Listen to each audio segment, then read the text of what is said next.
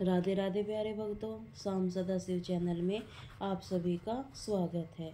आज हम आपके लिए लेकर आए हैं कार्तिक महात्म्य का 16वां अध्याय। आइए सुनते हैं। राजा पृथु ने कहा, नारद जी, यह तो आपने महाप्रभु शंकर की बड़ी अद्भुत कथा सुनाई है।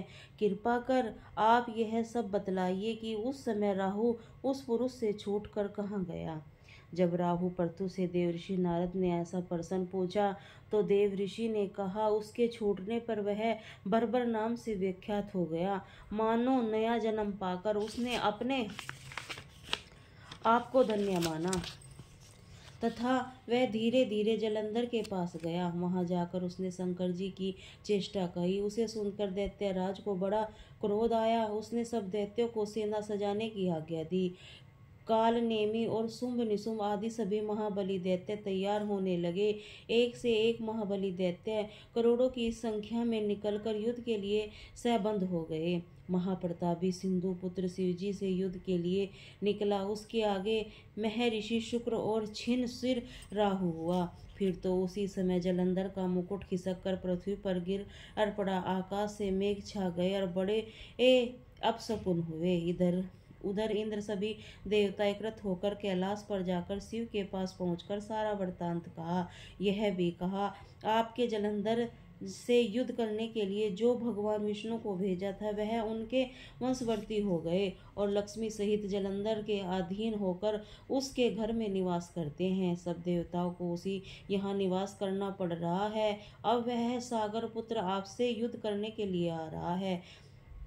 अतएव आप उसे मारकर हमारी रक्षा कीजिए। देवताओं से यह सब कुछ सुनकर शंकर जी ने भगवान विष्णु से पूछा, हे ऋषिकेश, युद्ध में आपने जलंधर का संहार क्यों नहीं किया और वैकुंठ को छोड़कर आप किसके घर कैसे चले गए।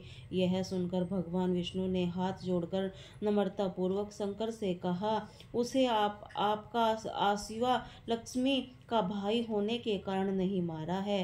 वह बड़ा ही वीर और देवताओं के अजयी है। मैं सत्य कहता हूँ, उसे कोई भी नहीं मार सकता। इस पर मैं मुग्ध होकर मैंने स्वयं उसके घर में रहने का वर दिया है।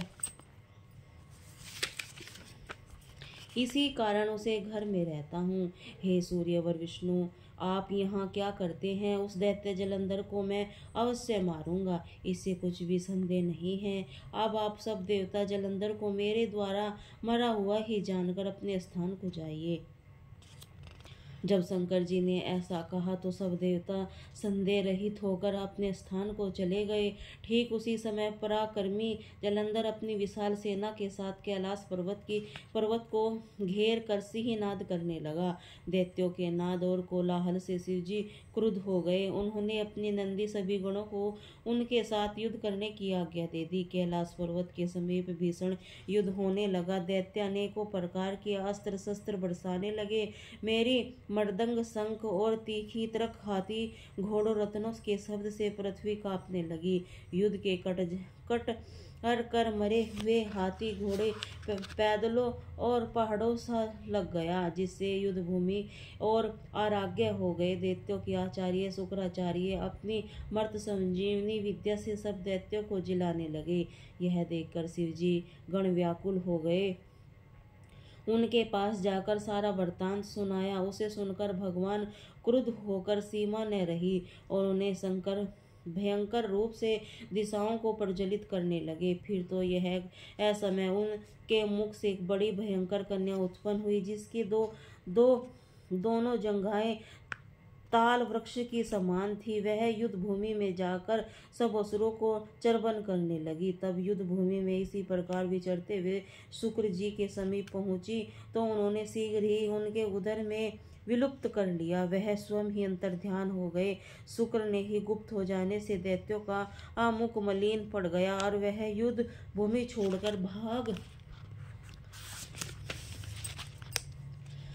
गए। इस पर उन्होंने शुंभ और निशुंभ और काल नेमी आदि सेनापतियों से अपने भागने सब वीरों को रोककर शिवगणों पर बड़ा कठिन प्रहार करना आरंभ किया। ऐसा ही शिवजी ने नंदी आदि वीर गणों पर भी, जिससे गणेश और स्वामी कार्तिकेय भी थे, अपने गणों को रोक कर दैत्यों से भीषण युद्ध करना आरंभ कर दिया। बोलिए राधे राधे।